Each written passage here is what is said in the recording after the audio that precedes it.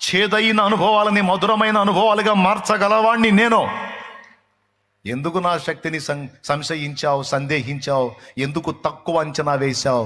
ఇది నన్ను ఎంత అవమానపరిచావో తెలుసా? నిన్ను పలకరించాలంటేనే నాకు బాధేసింది అబ్రామ.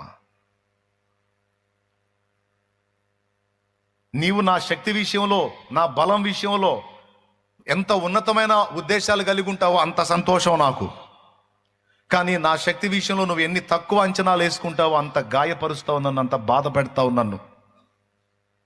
ఇన్ని సంవత్సరాలు నేను నీ ముఖం చూడటానికి కూడా ఇష్టపడలేదు, ఎందుకంటే బాధ కలిగించావు నాకు. నువ్వు దేని చేత బాధ కలిగించావో తెలుసా? నీ సందేహము చేత.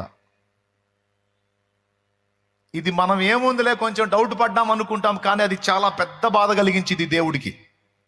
నేను చెప్పలా, లేఖనం చూపించి మాట్లాడుతున్నాను నేను. ఎంతమందికి అర్థమైంది?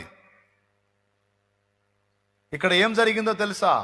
దేవుని శక్తిని మనం సరిగా అంచనా వేయకుండా తక్కువ అంచనా వేసి తగ్గించి మనం కానీ పొరపాటు అడుగులు వేస్తే దేవుడు మనతో స్నేహం చేయడానికి ఇష్టపడడు, మనతో మాట్లాడడానికి కూడా ఇష్టపడడు. కావాలంటే చూడండి, ఇష్మాయేలు పుట్టినప్పుడు అబ్రాముకి 86 సంవత్సరాలు.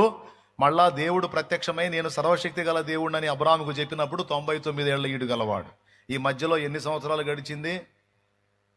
13 ఏండ్లు.